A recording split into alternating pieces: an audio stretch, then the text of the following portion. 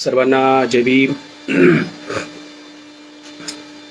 बहुजन संघटक पेजवरती आज जो विषय लावलेला आहे तो विषय आहे डॉक्टर बाबासाहेब आंबेडकरांना अपेक्षित राजकीय प्रतिनिधित्व आणि दिशा. हा विषय लावण्यामागचे कारण असं आहे की बाबासाहेब आंबेडकरांच्या नावानं खूप साऱ्या राजकीय पक्ष काम करत आहेत आणि समाजामध्ये वेगवेगळे पक्ष काम करतात, वेगवेगळे लोक येतात. त्या संदर्भात बाबासाहेब आंबेडकरांची राजकीय भूमिका काय होती हे समजून घेण्यासाठी हा विषय लावलेला आहे. बाबासाहेब आंबेडकरांना आपल्याला माहीत आहे की जे आरक्षण दिलं, आरक्षण 4 प्रकारचं आपल्याला मिळालेलं आहे. आपल्याला नोकरीमध्ये आरक्षण मिळालेलं आहे, त्याच्यानंतर नोकरीमध्ये प्रमोशनमध्ये आरक्षण मिळालेलं आहे, त्यानंतर शिक्षणामध्ये आरक्षण मिळालेलं आहे आणि चौथी जी गोष्ट आहे ती राजकीय आरक्षण मिळालेलं आहे. हे जे राजकीय आरक्षण आहे हे राजकीय आरक्षणासंदर्भामध्ये भरपूर सारे गैरसमज आहेत. काही गोष्टी क्लिअर होणं आवश्यक आहे. तर बाबासाहेब आंबेडकरांनी त्यांच्या एंटायर लाईफमध्येच म्हणजे बाबासाहेब आंबेडकरांचं जे शिक्षण आहे, जसे बाबासाहेब आंबेडकर कोलंबिया विद्यापीठातून लंडन स्कूल ऑफ इकॉनॉमिक्समध्ये गेले लंडनला आणि ते शिक्षण घेऊन बाबासाहेब ज्यावेळेस भारतात आले आणि भारतात आल्यानंतर जी बाबासाहेबांची लढाई सुरू झालेली आहे ही 2 पातळ्यावरती आपल्याला लढाई लढताना बाबासाहेब दिसत आहेत. एक ब्राह्मणी व्यवस्थेला च्या विरोधामध्ये बाबासाहेबांचं लिखाण आहे आणि त्या विरोधामध्ये त्यांचं सर्व संघर्ष आपल्याला दिसतो. आणि दुसरा एक संविधानिक संघर्ष आहे त्यांचा. संविधानिक सेफगार्ड मिळवण्यासाठी, ज्याला कॉन्स्टिट्यूशनल सेफगार्ड म्हणतात, ते मिळवण्यासाठी त्यांनी संविधान बनवेपर्यंत जो संघर्ष केलेला आहे. शेड्यूल कास्टच्या लोकांना ज्यांना अस्पृश्य म्हणायचे त्यांच्यासाठी जो संघर्ष केला, त्यांच्यासाठी जे सेफगार्ड्स बाबासाहेब आंबेडकरांनी मागितलेले आहेत, त्या संदर्भामध्ये बाबासाहेबांचा जो संघर्ष आहे हा महत्त्वपूर्ण संघर्ष आहे. बाबासाहेबांचं सरळ मत आहे की इंग्रज गेल्यानंतर जी सत्ता भारतीयांच्या हातात येणार आहे त्या सत्तेमध्ये आमचा वाटा कोणता असणार हे सांगा. बेसिकली इंग्रज गेल्यानंतर सत्तेचा जो वाटा आहे, ज्यांच्या हातात सत्ता येणार आहे, भारतीय लोकांच्या हातात सत्ता येणार आहे, तर त्या सत्तेमध्ये आमचा वाटा किती असणार आहे हे निर्धारित करण्यासाठी हा सगळा संघर्ष झालेला आहे. मग बाबासाहेब आंबेडकर जसंही 17ला इंडियामध्ये आले, 18ला साऊथ बोरो कमिटी भारतामध्ये आलेली आहे. साऊथ बोरो हे आडनाव आहे आणि साऊथ बोरो कमिटीला बाबासाहेबांनी एक मेमोरंडम दिलेला आहे आणि त्याच्यामध्ये बाबासाहेब आंबेडकर शेड्यूल ज्या अनटचेबल लोकांना, ज्याला आजच्या तारखेत शेड्यूल कास्ट म्हणतात, त्यावेळेस अनटचेबल म्हणायचे, तर अनटचेबल लोकांना, अस्पृश्य लोकांना बाबासाहेब राजकीय आरक्षण मागत आहेत. आणि ते कशा प्रकारे आरक्षण मागत आहेत, ते सेपरेट इलेक्टोरेट, स्वतंत्र मतदारसंघाद्वारे आम्हाला आमचं राजकीय आरक्षण पाहिजे आहे असं बाबासाहेब आंबेडकर 1918ला साऊथ बोरो कमिटीला निवेदन देत आहेत. त्याच काळामध्ये जे विठ्ठलरामजी शिंदे आहेत, ज्यांनी 1906ला डिप्रेस क्लास मिशन काढलेलं आहे, विठ्ठलरामजी शिंदेनं सुद्धा एक मेमोरंडम दिलं साऊथ बोरो कमिटीला आणि साऊथ बोरो कमिटीला मेमोरंडम देऊन सांगितलं की अस्पृश्यांचे प्रतिनिधी विधानमंडळामध्ये असावेत, परंतु ते अस्पृश्यच असावेत याची काही गरज नाही. बाबासाहेब आंबेडकरांचं म्हणणं होतं अस्पृश्य लोकांचे प्रतिनिधी विधानमंडळात असले पाहिजेत आणि ते अस्पृश्यच असले पाहिजेत आणि अस्पृश्यांनीच निवडून दिलेले असले पाहिजेत. तर विठ्ठलरामजी शिंदे काय म्हणतात, अस्पृश्यांचे प्रतिनिधी असले पाहिजेत पण ते अस्पृश्यच असावेत याची काही आवश्यकता नाही. हा फरक आहे. आणि त्याच्यानंतर या साऊथ बोरो कमिटीच्या नंतर 1919ला फर्स्ट इंडिया ऍक्ट जो पारित झाला, सर्व भारतीय लोकांचं म्हणणं त्यांनी एकगट्टा केलं आणि पहिला भारतीय अधिनियम ज्याला म्हणतात 1919चा पारित झाला. ब्रिटिशांनी जे धोरण ठरवलेलं होतं हे सरळ धोरण होतं की आम्ही टप्प्याटप्प्याने तुम्हाला स्वातंत्र्य देऊ. आणि त्याचा नेक्स्ट टप्पा आला. ही 17ला त्यांनी घोषणा होती की टप्प्याटप्प्यात आम्ही स्वातंत्र्य देऊ. 17ला घोषणा केली, एक 27ला टप्पा देण्याचं ठरलं, एक 37ला देऊ आणि 47ला आझादी मिळालेली आहे. त्यामुळे 30 वर्षानंतर पुढची आझादी मिळालेली आहे. तर ज्यावेळेस 10 वर्ष पूर्ण होत आहेत, या साऊथ बोरो कमिटीच्या नंतर जे 10 वर्ष पूर्ण झाले, तर त्यानंतर आणखी काय अधिकारामध्ये वाढ केली पाहिजे म्हणून सायमन कमिशन भारतामध्ये आलेलं आहे. आणि त्या सायमन कमिशनला सुद्धा बाबासाहेब आंबेडकरांनी वेलकम सायमन केलेलं आहे. तर अख्ख्या भारतामध्ये काँग्रेसनं सायमन गो बॅक सायमनचे नारे दिलेले आहे. सायमनला वापस जावं. आणि सायमन कशासाठी आलेला आहे, तर भारतीय लोकांकडे जर आम्हाला सत्ता हस्तांतरण करायचं आहे तर भारतीय लोक किती परिपक्व झालेले आहेत, त्यांना मताचा अधिकार किती दिला पाहिजे, त्यांचे आरक्षण कसं असलं पाहिजे, या सगळ्या गोष्टी ठरवण्यासाठी सायमन कमिशन भारतामध्ये आलेला आहे. तर याला काँग्रेसनं विरोध केला आणि जोरदार विरोध केला. लाला लजपत रायला काठी लाहोरमध्ये लाठीचार्ज झाला आणि त्या लाठीचार्जमध्ये लाला लजपत राय नंतर हॉस्पिटलमध्ये गेले आणि मेले. म्हणजे आपल्याला हक्काधिकार मिळू नयेत म्हणून लाला लजपत सारखा माणूस शहीद झालेला आहे. मग सायमन कमिशनला काम करू न दिल्यामुळं नंतर मग राऊंड टेबल कॉन्फरन्स घेण्यात आलेले आहेत. हे इन शॉर्ट सांगतोय मी, मला विषयावर येण्यासाठी विषयाची पार्श्वभूमी आहे. नंतर ही आहे सांगण्याचं, याच्यामध्ये एक महत्वपूर्ण गोष्ट राहून गेलेली आहे, ती अशी आहे की आज आपले ओबीसी बांधव ओबीसीच्या राजकीय आरक्षणासाठी कोर्टामध्ये लढाई लढतायत. या सगळ्या गोष्टी सुरू आहेत. मराठा बांधव आरक्षण मागतायत. मी सांगू इच्छितो की इंग्रजांनी 1919लाच फर्स्ट इंडिया ऍक्ट जो पारित झाला होता त्यामध्ये बॅकवर्ड हिंदूंना राजकीय आरक्षण दिलं होतं. बघा, बॅकवर्ड हिंदू म्हणजे आजचे ओबीसी. आजच्या ओबीसींना त्यावेळेस इंग्रजांनी शब्द वापरलेला बॅकवर्ड हिंदू यांना राजकीय आरक्षण 1919लाच जाहीर केलेला इंग्रजांनी. मग प्रश्न आहे, हे जे राजकीय आरक्षण आहे जे इंग्रजांनी 1919लाच आजच्या ओबीसींना दिलं होतं ते नंतर कधी गायब झालं, ते समाप्त कधी झालं? हा जो सायमन कमिशनचा रिपोर्ट जो आहे, या सायमन कमिशनच्या रिपोर्टला काउंटर करण्यासाठी काँग्रेसनं स्वतःचा एक रिपोर्ट तयार केला. त्याला म्हणतात मोतीलाल नेहरू रिपोर्ट 1928ला.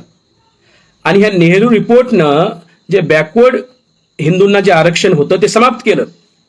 कारण काँग्रेस हे हिंदूंचा पक्ष मानला जायचा ब्रिटिशांच्या नजरेमध्ये. हिंदूंचा सर्वात मोठा पक्ष कोणता असेल, संघटना असेल तर ती काँग्रेस आहे. आणि काँग्रेसचं धोरण होतं की बॅकवर्ड हिंदूंना म्हणजे आम्हाला आरक्षण नको आहे. म्हणून नेहरू रिपोर्टनं आजच्या ओबीसींचं आरक्षण खतम केलं. त्याला शब्द होता बॅकवर्ड हिंदू. किती आज ओबीसींना माहित आहे की गुलाम भारतामध्ये ओबीसींना आरक्षण होतं. स्वतंत्र भारतामध्ये आजपर्यंत आपल्याला संघर्ष करावा लागतो ओबीसींना या राजकीय आरक्षणासाठी.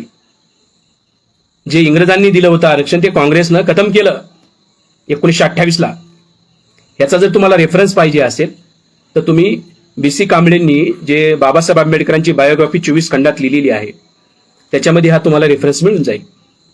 ह्या सगळं BC कांबळे हे सुप्रीम कोर्टाचे लॉयर होते, त्यामुळे त्यांना ह्या सगळा कायद्याचा अभ्यास होता आणि त्यांनी त्याच्या संदर्भामध्ये हे सगळं लिहिलेलं आहे. नेहरू रिपोर्टची चिरफाड केलेली आहे. आणि मराठा समाजाला सुद्धा आरक्षण होतं. आरक्षण होत्याचा पुरावा सांगतो. हे विठ्ठलरामजी शिंदे जे आहेत हे मराठा होते. त्यांनी त्यांची बायोग्राफी लिहिलेली आहे आणि त्या बायोग्राफीमध्ये 1920चा किस्सा लिहितात ते की मराठा समाजासाठी जे राखीव मतदारसंघ आहेत तिथे मी उभा न राहता मी जनरल मतदारसंघात उभा राहिलो. बघा, म्हणजे 1920ला मराठा समाजाला आरक्षण होतं, राजकीय आरक्षण. हे सुद्धा नेहरू कमिटीच्या रिपोर्टनं खतम करण्यात आलेलं आहे. कारण मराठा समाजाला सुद्धा बॅकवर्ड हिंदू समजायचे ब्रिटिश लोक. त्या काळातली जी शब्दावली आहे बॅकवर्ड हिंदू. तर नेहरू रिपोर्टनं मराठा समाजाचं राजकीय आरक्षण समाप्त केलं. बॅकवर्ड हिंदूचं म्हणजे ओबीसीचं एक आरक्षण समाप्त केलं. हा या सायमन कमिशन आणि नेहरू रिपोर्टच्या दरम्यानचा सर्वात मोठी घडामोड आहे. आता त्यानंतर राऊंड टेबल कॉन्फरन्स झालेली आहे. राऊंड टेबल कॉन्फरन्स मधला तुम्हाला ते सगळा डिटेलमध्ये न जाता राऊंड टेबल कॉन्फरन्समध्ये गांधीजींनी विरोध केलेला आहे बाबासाहेब आंबेडकरांना आणि टोकाचा विरोध झालेला आहे. आणि ते झाल्यानंतर सर्व लोक भारतात येत आहेत दुसऱ्या राऊंड टेबल कॉन्फरन्स नंतर. आणि 17 ऑगस्ट 1932ला कम्युनल अवॉर्ड डिक्लेअर झाला आणि त्याच्यामध्ये पहिल्यांदा अस्पृश्य लोकांना, ज्यांना आपण शेड्यूल कास्ट आज म्हणतो, त्यांना राजकीय आरक्षण जाहीर झालं. म्हणजे अस्पृश्य लोकांना पहिल्यांदा जर कधी राजकीय आरक्षण मिळालं असेल तर ते मिळालेलं आहे 17 ऑगस्ट 1932ला. आणि ते कसं मिळालं होतं तर ते होतं स्वतंत्र मतदारसंघाद्वारे. आणि नंतर गांधीजी त्या निर्णयाच्या विरोधामध्ये उपोषणाला बसले आणि 24 सप्टेंबरला 1932ला पुणे करार झाला. आणि पुणे करारामध्ये काय झालं तर स्वतंत्र मतदारसंघ मायनस झाले आणि आपल्याला राखीव मतदारसंघ मिळाले. स्वतंत्र मतदारसंघ आपले मायनस झाले आणि आपल्याला जॉईंट इलेक्टोरेट मिळाले. सेपरेट इलेक्टोरेट गायब आणि जॉईंट इलेक्टोरेट आले. ह्याच्यात काय फरक आहे? हा सरळ सरळ फरक आहे की अगोदर काय होतं की अस्पृश्य लोकच उमेदवार असणार आणि अस्पृश्य लोकच मतदान करणार. त्यामुळे अस्पृश्यांचा खरा प्रतिनिधी निवडून जाण्याचे चान्सेस होते. जॉईंट इलेक्टोरेट म्हणजे आताची जी पद्धत आहे, आताच्या पद्धतीत काय होतं, उमेदवार अस्पृश्य असतो म्हणजे शेड्यूल कास्टचा असतो किंवा शेड्यूल टाईपचा असतो, परंतु मतदान मात्र सगळे करतात. आता शेड्यूल कास्टची ऑल ओव्हर इंडियामध्येच लोकसंख्या 16% आहे. जर महाराष्ट्रामध्ये तर 13% आहे. आता मला सांगा, जर 15% जर राऊंड फिगर आपण पकडलं, 15% लोकांनी एकाच उमेदवाराला जरी मतदान केलं तरी तो व्यक्ती निवडून येऊ शकत नाही. जे 85 राहिलेले ज्याला मतदान करतील तोच व्यक्ती निवडून येणार. त्यामुळं पुणेकरांमुळे काय झालं, खरे प्रतिनिधी निवडून येणं बंद झालं आणि डुप्लिकेट लोक निवडून यायला सुरुवात झालेली आहे. हा सगळा पुणेकरांचा इतिहास आहे. त्यानंतर ह्या जो पुणे कराराला विफल करण्यासाठी, पुणे कराराची जी पुणे करारामुळे कोंडी निर्माण झाली, याला हे करण्यासाठी बाबासाहेब आंबेडकरांनी 1942ला एक मोठी व्यापक रणनीती आखली आणि नागपूरला शेड्यूल कास्ट फेडरेशनची स्थापना केली 19 जुलै 1942ला. आणि त्या शेड्यूल कास्ट फेडरेशनच्या स्थापनेनंतर शेड्यूल कास्ट फेडरेशननं प्रमुख मागणी जी केलेली आहे ती मागणी होती सेपरेट सेटलमेंटची, की आम्हाला सेपरेट सेटलमेंट हवी आहे. बघा, अगोदर होते सेपरेट इलेक्टोरेट, ते आपल्याकडून हिसकावून घेण्यात आले. नंतर मागणी आलेली आहे सेपरेट सेटलमेंट. कारण जो भारत आहे या मॅक्झिमम खेड्यामध्ये राहतो आणि खेड्यामध्ये जाती व्यवस्था स्ट्रॉंग आहे. शहरामध्ये समजा मी औरंगाबादला राहतो, औरंगाबादमध्ये अस्पृश्य लोकांवरती, इथल्या शेड्यूल कास्टच्या लोकांवरती अन्याय अत्याचार करण्याची कोणी हिंमत करत नाही. कारण शहरामध्ये अस्पृश्य लोक मोठ्या संख्येने राहतात आणि डेअरिंगने राहतात. परंतु खेड्यामध्ये हा जो प्रकार आहे, खेड्यामध्ये जाती व्यवस्था स्ट्रॉंग असते आणि महारा मांगाचे घरं एकदम थोडे असतात आणि तिथं सर्वात जास्त अन्याय अत्याचार होतो. म्हणून अस्पृश्यतेचे चटके खेड्यात आहेत. मग बाबासाहेब आंबेडकरांनी सांगितलं की सेपरेट सेटलमेंट आम्हाला पाहिजे आणि सेपरेट सेटलमेंटची मागणी बाबासाहेबांनी संविधान सभेपुढे सुद्धा मांडलेली आहे. जे स्टेट अँड मायनॉरिटी नावाचं मेमोरंडम बाबासाहेबांनी, हे जे स्टेट अँड मायनॉरिटी जे मेमोरंडम दिलेलं आहे, यामध्ये सुद्धा बाबासाहेबांनी सेपरेट सेटलमेंटची मागणी केलेली आहे. सेपरेट सेटलमेंट, परंतु हे सुद्धा या गोष्टी झालेल्या नाहीत. तिसरं, त्यानंतर बाबासाहेबांनी जी रणनीती आखली की जर याला आणखी विफल करायचं असेल पुणे कराराला, तर आपल्याला काय करावं लागेल, तर SC ST OBCना एकत्रित करावं लागेल आणि त्यांना एकत्रित करून एक राजकीय पर्याय निर्माण करावा लागेल. आणि तो पर्याय बाबासाहेब आंबेडकरांनी रिपब्लिकन पार्टी ऑफ इंडिया हा एक कन्सेप्ट ठेवला.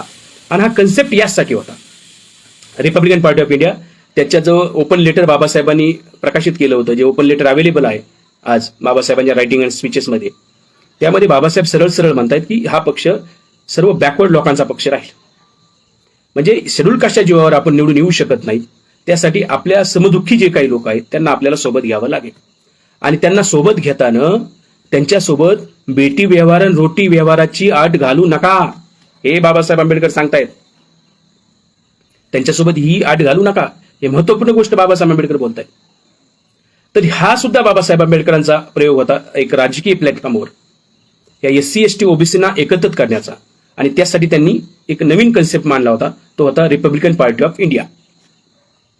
आता बाबासाहेब आंबेडकरांनी रिपब्लिकन पार्टी ऑफ इंडियाची स्थापना ते करू शकले नाहीत, त्या अगोदर त्यांचं महापरिनिर्वाण झालेलं आहे.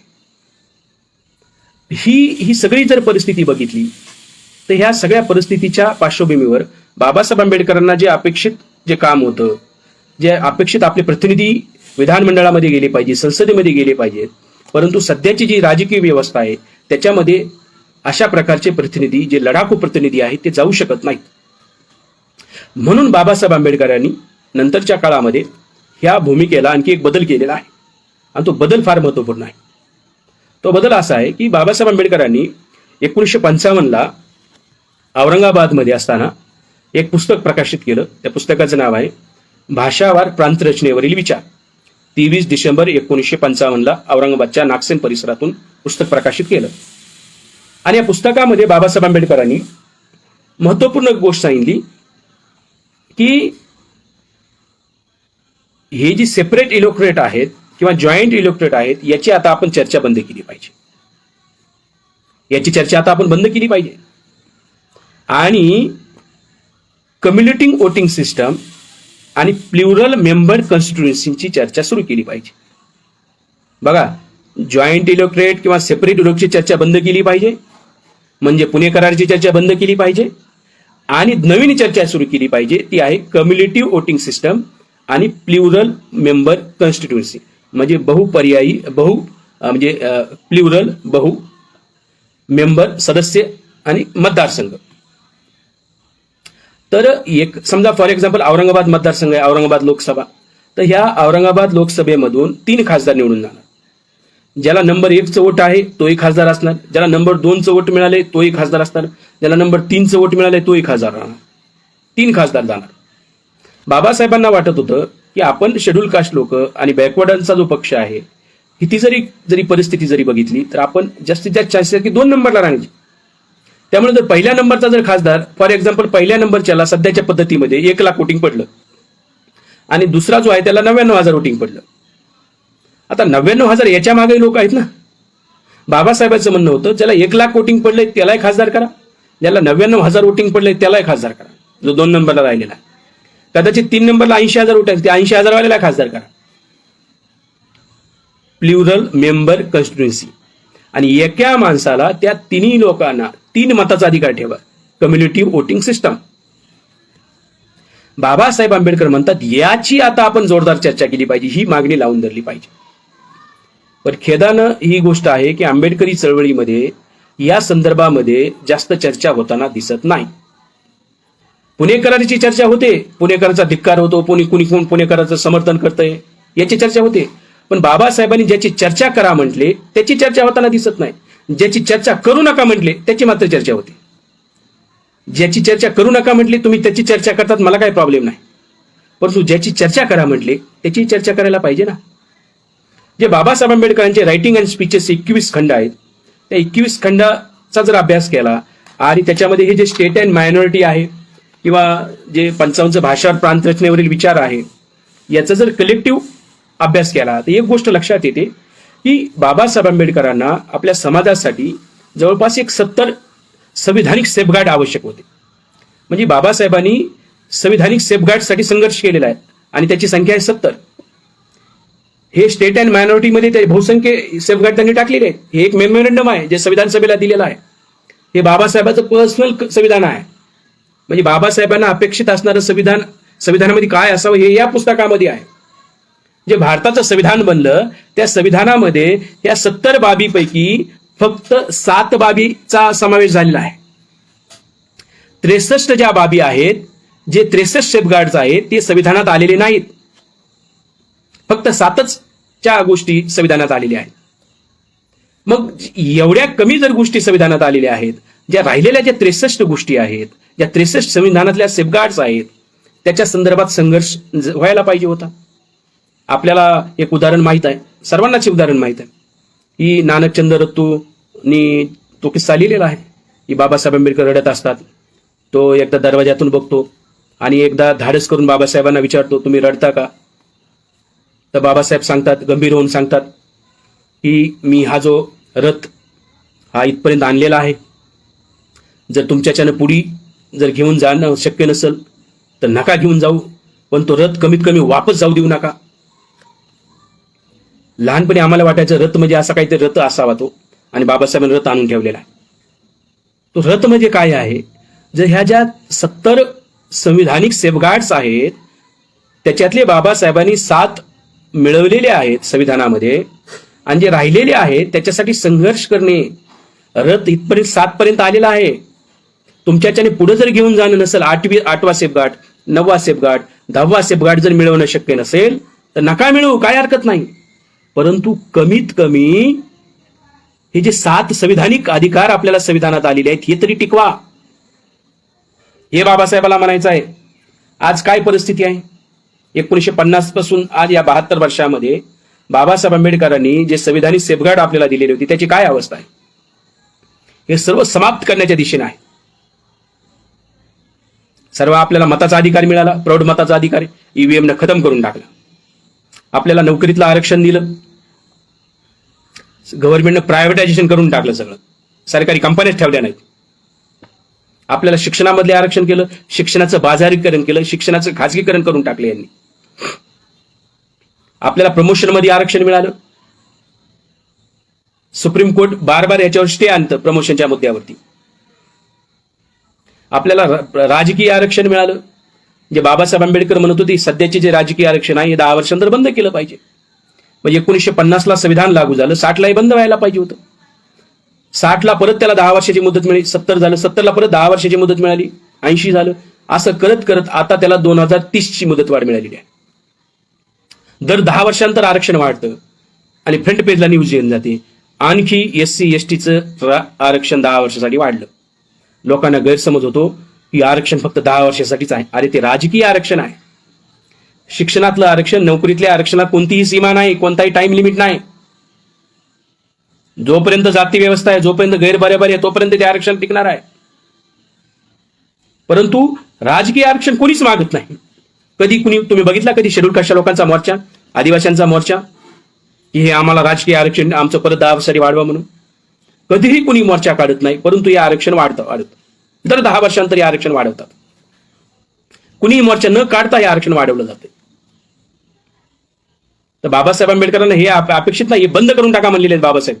हे जे राजकीय आरक्षण सध्या जे मिळतंय जॉईंट इलेक्टोरेटद्वारे, हे बंद असलं पाहिजे, ही मागणी आहे बाबासाहेब आंबेडकरांची. किती आंबेडकरी पक्ष ही मागणी लावून धरतात. ही राजकीय भूमिका आहे ना. बाबासाहेब आंबेडकरांचं राहिलेलं काम पूर्ण करायचंय म्हणजे नेमकं काय करायचंय? बाबासाहेब म्हणले की सध्या हे जे जॉईंट इलेक्टोरेटनं जे आरक्षण दिलं जाते ते बंद केलं पाहिजे, ही बाबासाहेबांची भूमिका आहे. इव्हन बाबासाहेब आंबेडकरांनी धर्मांतर करण्याच्या 1 महिना अगोदर, धर्मांतर करण्याच्या आदल्या दिवशी जी बैठक झाली तिथेही हाच निर्णय झालेला आहे, हे जॉईंट इलेक्टोरेट बंद करा म्हणून. शेवटपर्यंत बाबासाहेब या संयुक्त मतदारसंघाद्वारे जे राजकीय आरक्षण मिळाले बंद करा या भूमिकेची आहे. ही आंबेडकर चळवळीची भूमिका असली पाहिजे. कारण यामधून काय होतंय, जे खासदार निवडून जात आहेत ते काय करतायत तिथं? हे देशविघातक कोणत्याही गोष्टी केल्या जातात. एक आता मध्यंतरी जो अशोक स्तंभ आहे आणि आपलं जे नॅशनल एम्ब्लम आहे, या नॅशनल एम्ब्लमचं ते सिंहाचं सगळं 11 सिंह बनवले. शेड्यूल कास्टचा शेड्यूल कास्टचा एक खासदार बोलला नाही. का बोलला नाही? कारण हे सगळे जॉईंट इलेक्टोरेटनं निवडून गेलेले खासदार आहेत म्हणून ते बोलत नाही. आणि मग जर ते आपल्या हक्काधिकारात संदर्भामध्ये एक वाक्य जर तिथं बोलत नसतील तर कशाला पाहिजे आपल्याला ते? म्हणून बाबासाहेब म्हणले होते ते बंद करा. ही महत्वपूर्ण गोष्ट आहे. ही बाबासाहेब आंबेडकरांची अपेक्षा होती की हे सगळं बंद व्हावं. आणि इथून पुढे आपण मोठ्या प्रमाणावर कम्युनिटी वोटिंग सिस्टम आणि प्लुरल मेंबर कॉन्स्टिट्यूशनची चर्चा केली पाहिजे. ही राजकीय पक्षांनी आपली ही चर्चा केली पाहिजे. कारण सध्याची जी मतदान पद्धती आहे या मतदान पद्धतीमध्ये आपला टिकाव राखणं शक्य नाही. भाषावार पांतरचनेवरील विचार या पुस्तकात बाबासाहेब म्हणतात भारतातील राजकारण हे जातीय राजकारण आहे, हे समजून घ्यावं लागेल. आणि इलेक्शन होताना निवडणुका कशा होतात? बाबासाहेब म्हणतात की मतदान हे जातीवरच होतं. मतदान करणारा माणूस काय करतो? आपल्या जातीचा उमेदवार बघतो. जर जातीचा उमेदवार उभा असेल तर त्याला पहिल्यांदा प्रिफरन्स देतो. तो किती चांगला आणि कोणता वाईट, किती शिकलेला हे बघत नाही माणूस, आपल्या जातीचा बघूनच मतदान करतो. ही फॅक्ट आहे. 55ला बाबासाहेब फॅक्ट सांगतात. फॅक्ट ही इलेक्शन हे मतदान कसं होतं? आपली जात बघून होतं. दुसरी फॅक्ट सांगतात बाबासाहेब की खालच्या जातीचे लोक वरच्या जातीला मतदान करतात, परंतु वरच्या जातीचे लोक खालच्या जातीला मतदान नाहीत करत. ही दुसरी फॅक्ट. म्हणजे बाबासाहेब आंबेडकर हे फॅक्ट सांगितलेत राजकारणातले. खालच्या जातीचे लोक वरच्या जातीच्यांना मतदान करतात, पण वरच्या जातीचे लोक खालच्या जातीच्याला मतदान करत नाहीत. कशामुळं? जाती व्यवस्थेमुळं. मग अशा पद्धतीमध्ये जर असं जर होणार असेल तर आपले लोक कसे निवडून जाणार? आपले लोक निवडून जाण्याचा चान्सच नाही. म्हणून बाबासाहेबांचं म्हणणं आहे कम्युनिटी वोटिंग सिस्टम म्हणजे एकाच माणसाला 3 मताचा अधिकार आणि बहुसदस्यीय मतदारसंघ म्हणजे एकाच मतदारसंघातून 3 आमदार 3 खासदार निवडून जाणार. ही पद्धतीची चर्चा करायला पाहिजे असं बाबासाहेब म्हणतात. आता आंबेडकरी चळवळीनं 56 नंतर बाबासाहेबांच्या नंतर ज्या मुद्द्यावरती जे ह्या ज्या 70 मागण्यापैकी ज्या 63 राहिलेल्या आहेत त्याच्यातल्या काही महत्वपूर्ण आहेत, या संदर्भामध्ये आंदोलन करायला पाहिजे होतं, या संदर्भामध्ये समाजाला जागृत करायला पाहिजे होतं. तर ह्या 63 मागण्या काय आहेत हेच माहित नाही. ते जागृत करणं लांबची गोष्ट आहे. जसं मी ह्या 2 कम्युनिटी वोटिंग सिस्टम बद्दल बोललो, प्लुरल मेंबर कॉन्स्टिट्यूशन बद्दल बोललो. त्याच्यानंतर बाबासाहेबांचं म्हणणं होतं की जे मंत्रिमंडळ आहे या मंत्रिमंडळामध्ये आरक्षण असलं पाहिजे. मंत्रिमंडळामध्ये आरक्षण असलं पाहिजे. ही बाब संविधानात आलेली नाहीये. यासाठी आंबेडकरी राजकीय पक्षांनी संघर्ष करायला पाहिजे होता. मंत्रिमंडळामध्ये आरक्षणासंदर्भामध्ये कंपल्सरी आपला मिनिस्टर घेतले असते. आता काय करतात, आपल्याला एखादं बारीक सारीक कोणतं तरी समाज कल्याणचं खातं देतात. काय अर्थ खातं टोचतं का आम्हाला? HRD मिनिस्ट्री टोचते, विदेश मंत्रालय टोचतं, गृह मंत्रालय टोचतं का? अरे महत्वाचे खाते द्या ना आमच्याकडे. जाणून बुजून एकच खातं समाज कल्याण समाज कल्याण समाज कल्याण. समाज कल्याणच्या बाहेर काय खातं नाही काय आमच्यासाठी? गृह खातं द्या, अर्थ खातं द्या, ज्याच्यामधून लोकांचा मोठ्या प्रमाणावर विकास करता येईल असं खातं द्या, ज्याच्यामध्ये पैशाचा विनियोग, पैशाची भूमिका ठरवता येईल असे खाते द्या. असं खातं आपल्याला मिळत नाही, दिलं जात नाही. त्यामुळे बाबासाहेबांचं म्हणणं होतं की मंत्रिमंडळामध्ये आरक्षण असलं पाहिजे. ह्या बाबीसाठी आपल्या राजकीय पक्षाने झटलं पाहिजे, ती बाब समोर घेऊन गेले पाहिजे. बाबासाहेबांचं म्हणणं होतं की हे जे उद्योगधंदे आहेत, त्या उद्योगधंद्यामध्ये जे मूलभूत उद्योग आहेत, त्याला की उद्योगधंदे म्हणतात, हे मूलभूत उद्योगधंदे हे राज्य सरकारचेच असले पाहिजे, केंद्र सरकारचेच असले पाहिजे, सरकारच्या मालकीचे असले पाहिजे. आज काय परिस्थिती आहे, हे सगळे प्रायव्हेट लोकांच्या ताब्यात आहे. जर हे सगळे मूलभूत उद्योग जर सरकारच्या ताब्यात असते तर मोठ्या प्रमाणावर तिथं नोकऱ्यांची निर्मिती झाली असते आणि तिथं रिझर्वेशन लागू असतं. हे बाबासाहेब आंबेडकरांची भूमिका होती, पण ती झाली का? ती संविधानात आलेली नाही.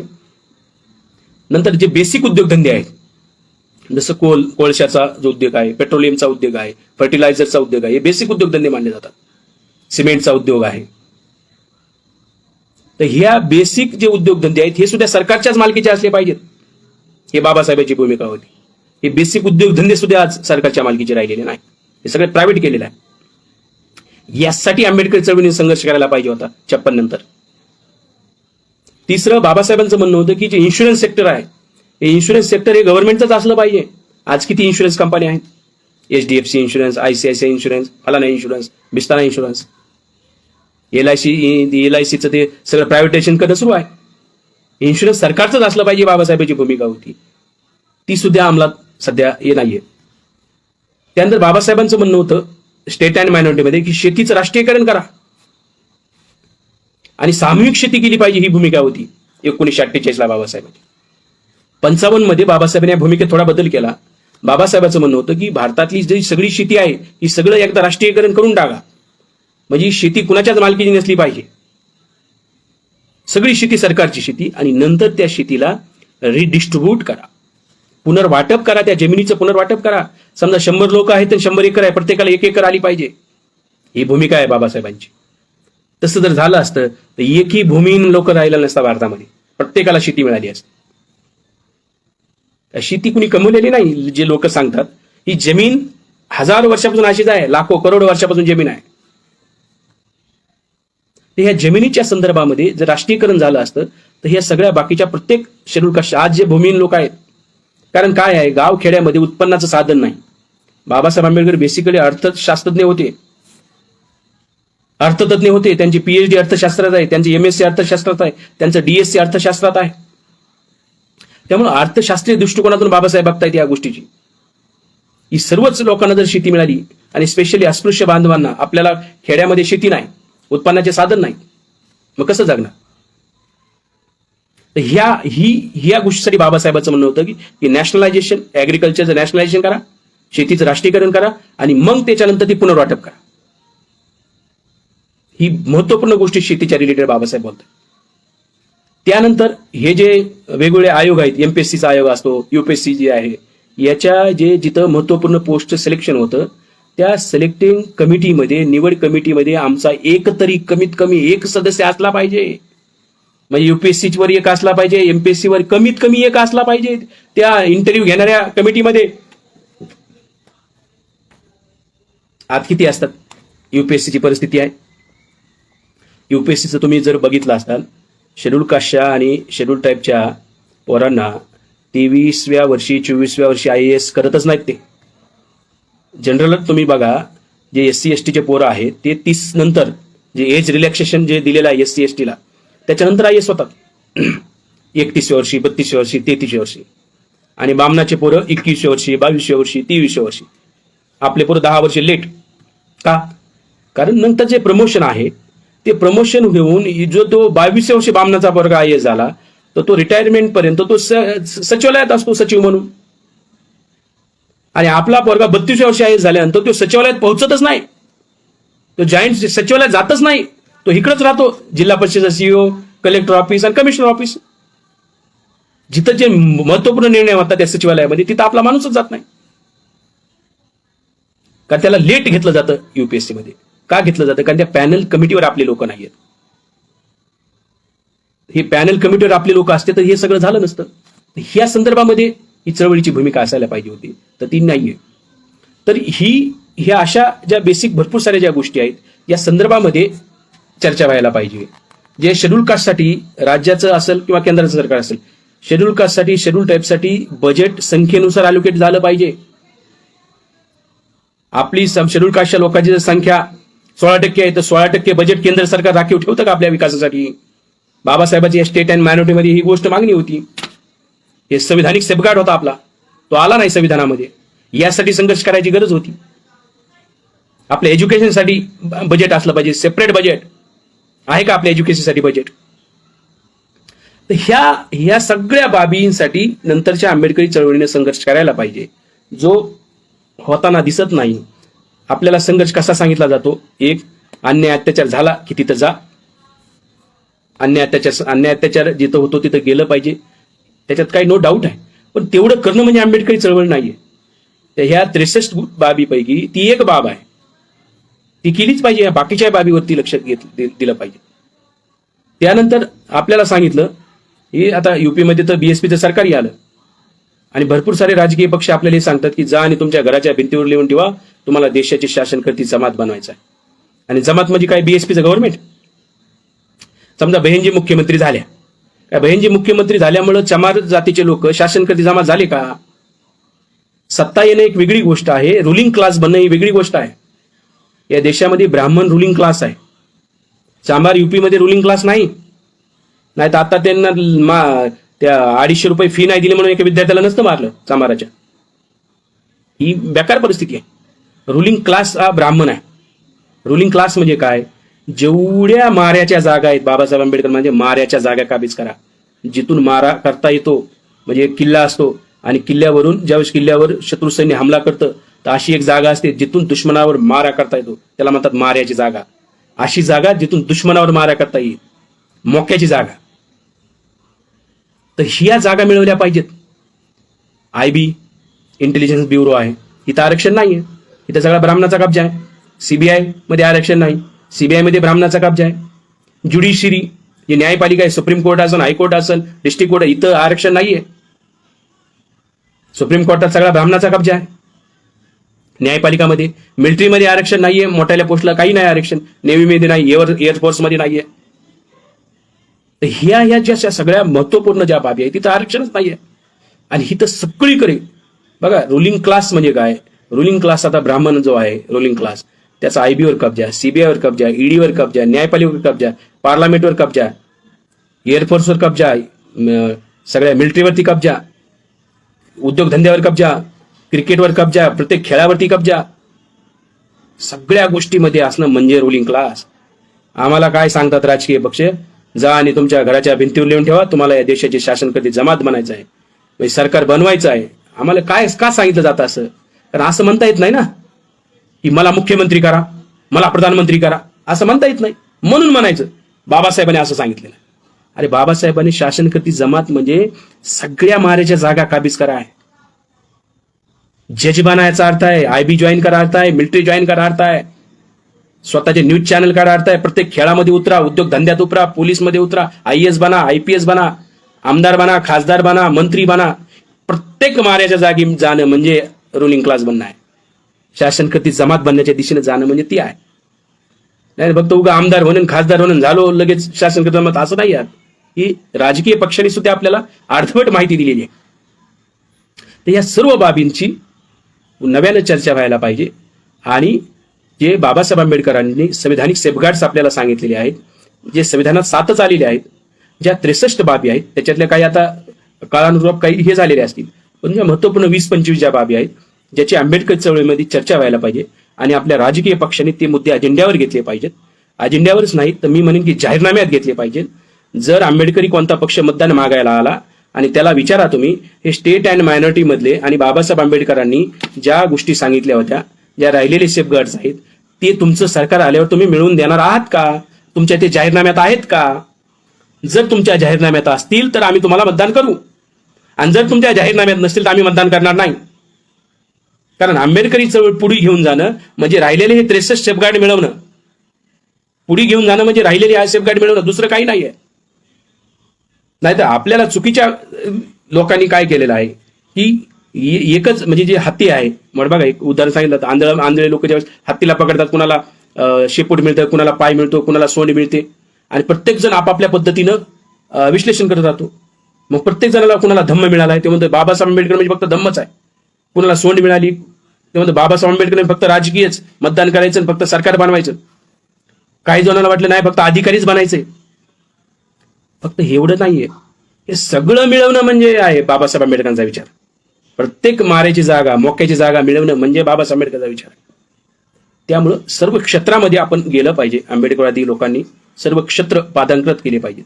फॉरेनमध्ये गेलं पाहिजे, मोठमोठ्या युनिव्हर्सिटीमध्ये शिकलं पाहिजे. बाबासाहेबांचं इच्छा होती, याच्यामध्ये सांगितलेलं बाबासाहेबांनी की सरकारनं असं स्पेशल बजेट ठेवावं की फॉरेनच्या विद्यापीठामध्ये आमच्या पोरांना पाठवलं पाहिजे. कारण बाबासाहेब फॉरेनच्या शिकल्यामुळं म्हणजे आपल्याला एक अर्धवट वाक्य सांगितलं जातं बाबासाहेबाचं, शिक्षण हे वाघिणीचं दूध आहे आणि जो तो प्राशन करीन तो गुरगुरल्याशिवाय राहणार नाही. हे अर्धवट वाक्य आहे.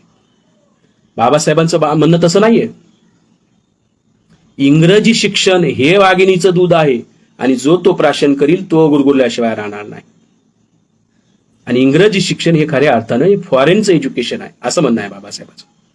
कारण बाबासाहेबांनी स्वतः जे शिक्षण घेतलं होतं ते अमेरिकेतल्या कोलंबिया विद्यापीठामधून घेतलं होतं, लंडन स्कूल ऑफ इकॉनॉमिक्स मधून घेतलं होतं, ग्रेझिन मधून बॅरिस्टर झालेले होते. त्याच्यामुळं बाबासाहेब आंबेडकरांनी फॉरेनचं शिक्षण घेतल्यामुळे ते गुरगुरत होते. आज काय परिस्थिती आहे? आज आमचे लोक शिकतात, MA होतात, BA होतात, PhD होतात, सेटने डॉक्टर, इंजिनियर कितीतरी होतात, गुरगुरतात का? नाही. कारण काय? कारण इंडियन शिक्षण हे सध्या मेंढीचं दूध आहे. सध्याचं भारतीय शिक्षण हे मेंढीचं दूध आहे आणि जो तो प्राशन करतो तो मेंढरासारखं चालायला लागतो. त्यामुळं बाबासाहेबांना अपेक्षित असणारं जर शिक्षण असेल तर ते फॉरेनचं का घ्या म्हणत होते, एक व्ह्यू पॉइंट डेव्हलप होतो, हे बाबासाहेबांना अपेक्षित होतं. तर या संदर्भामध्ये आपण आपल्या संघटना किती विदेशी शिक्षणासाठी आपल्या पोरांना पाठवतात? काही संघटना स्कॉलरशिप बनवतात का?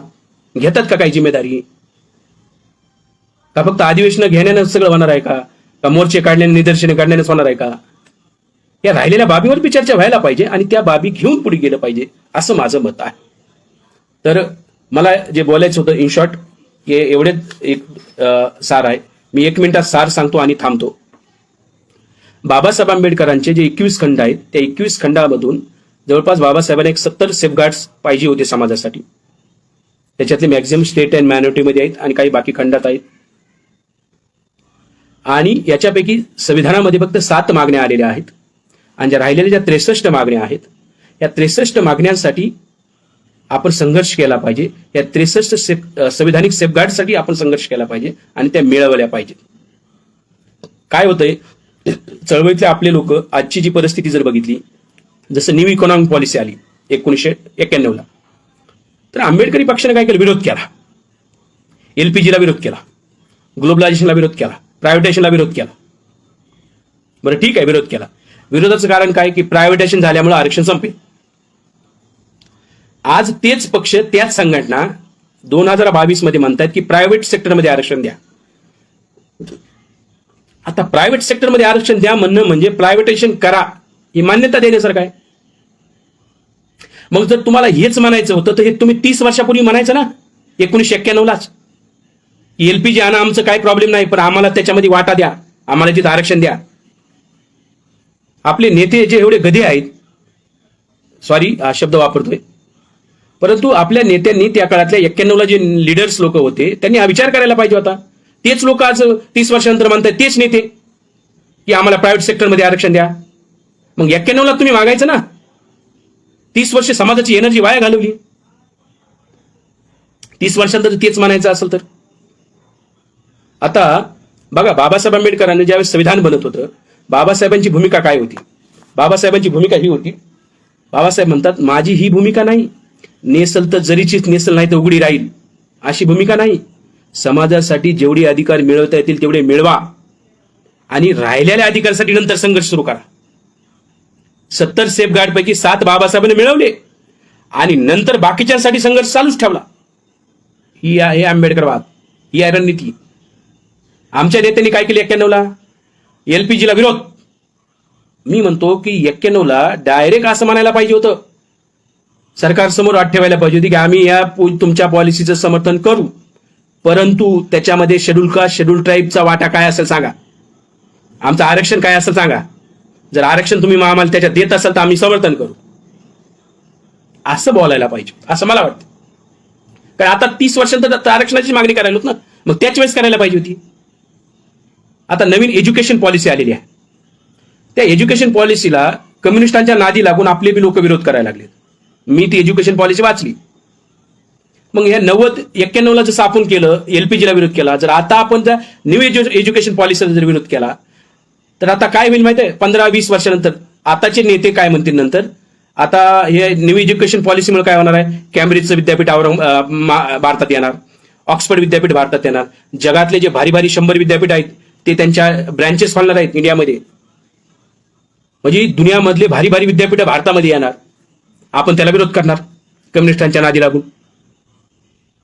मी माझं म्हणणं आहे, नंतर जर 10 वर्षानंतर 20 वर्षानंतर आपल्याला हेच म्हणायचं असेल की आता आम्हाला त्या ऑक्सफर्डमध्ये आरक्षण द्या, आता आम्हाला त्या कॅम्ब्रिजमध्ये आरक्षण द्या, हे जर 15 वर्षानंतर मागणी करायची असेल तर आताच आपण सरकारसमोर धोरण ठेवू ना. तुम्ही विदेशी विद्यापीठ भारतात आणतायत, काय आमचं काही म्हणणं नाही, पण त्या विद्यापीठामध्ये आमच्या STच्या पोरांना आरक्षण आहे का सांगा अगोदर. जर असेल ते तर ऍडमिशन असेल आम्हाला त्या फॉरेनच्या विद्यापीठामध्ये, आमचा आरक्षणाचा कोटा निश्चित असेल तर आम्ही त्याचं वेलकम करू, आणि जर निश्चित नसेल तर आम्ही विरोध करू. ही भूमिका आपण घेतली पाहिजे असं मला वाटतं. नाही तर परत तेच 20 वर्षानंतर आपल्याला त्या भूमिका बदलाव्या लागतील. या सर्व बाबीचा कारण काय की बाबासाहेब जी भूमिका घेत होते, नेसल तर जरीची नेसल, नाही तर उघडी राहील, ही माझी भूमिका नाही म्हणायले. जे मिळतंय ते मिळवा आणि पुढच्यासाठी संघर्ष चालू ठेवा. ज्या संधी येत आहेत त्याला आपण हे केलं पाहिजे आणि कॅश करून हे केलं पाहिजे. आज ग्लोबलायझेशनचा युग आहे. आज ग्लोबलायझेशन तुम्ही बघा, आपण अमेरिकेत बनलेले शर्ट पॅन्ट घालतो, कुठं चायनामध्ये बनलेला, अमेरिकेमध्ये बनलेले मोबाईल वापरतो. हे टेक्नॉलॉजीचा वापर करून आज आपण बोलत आहोत. हे सगळं ग्लोबलायझेशनमुळे झालेलं आहे. ग्लोबलायझेशनचा फायदा घेता आला पाहिजे आपण, नाही तर एक नकारात्मक ते ग्लोबलायझेशनला विरोध. कसं काय ग्लोबलायझेशनला विरोध आहे? ही बाबासाहेब आंबेडकरांनी आधुनिकतेचा स्वीकार केलेला आहे. आता ती जेवढं ग्लोबलायझेशनचा तर उलट फायदा झालाय. अगोदर मला आठवतंय माझ्या लहानपणी ज्यावेळेस कपडे शिवायला जायचो तर कपडे शिवायला तो टेलर 15 दिवस लावायचा आणि चांगले शिवायचा बी नाही. ते कसे वाटायचे कपडे. आज डायरेक्ट मॉलमध्ये जाऊ शकतो आपण आणि कपडे घेऊ शकतो डायरेक्ट. कोणते फ्रान्सचे असेल, जर्मनीचे असेल, कोणता ब्रँड घेता येतो आपल्याला, चांगले कपडे घालून फिरता येते आपल्याला. ग्लोबलायझेशनचा फायदा बी उचललेला आहे.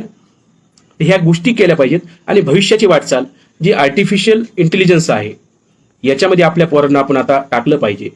कारण बाबासाहेब आंबेडकरांनी ज्यावेळेस 42ला बाबासाहेब मिनिस्टर झाले त्या दरम्यान बाबासाहेबांचा जो इंग्रजांसोबतचा पत्रव्यवहार आहे त्या पत्रव्यवहारामध्ये बाबासाहेब म्हणतात बघा 1942ला की आमच्या पोराला, शेड्यूल कास्टच्या पोरांना, आता आम्ही अस्पृश्य पोरांना सायन्स अँड टेक्नॉलॉजीमध्ये पाठवलं पाहिजे. 1942ला बाबासाहेब म्हणतात की आपले पोरं सायन्स आणि टेक्नॉलॉजीमध्ये गेले पाहिजे. 42ला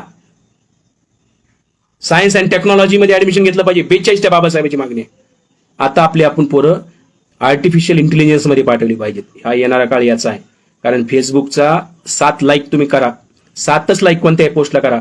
आर्टिफिशियल इंटेलिजन्स सांगतो तुमचा विचार काय, तुमची पॉलिटिकल पार्टी काय आणि तुम्ही मतदान कोणत्या पक्षाला करणार आहे. हे आहे आर्टिफिशियल इंटेलिजन्स. तुम्ही युट्यूबवर व्हिडिओ बघा, तुम्हाला जे आवडते तेच व्हिडिओ येतात. फेसबुकवर व्हिडिओ तुम्हाला जे आवडतात तेच व्हिडिओ काय येतात. हा आर्टिफिशियल इंटेलिजन्स आहे. हा जमाना बदललेला आहे आणि त्या क्षेत्रामध्ये आपण आपली पोरं पाठवली पाहिजे.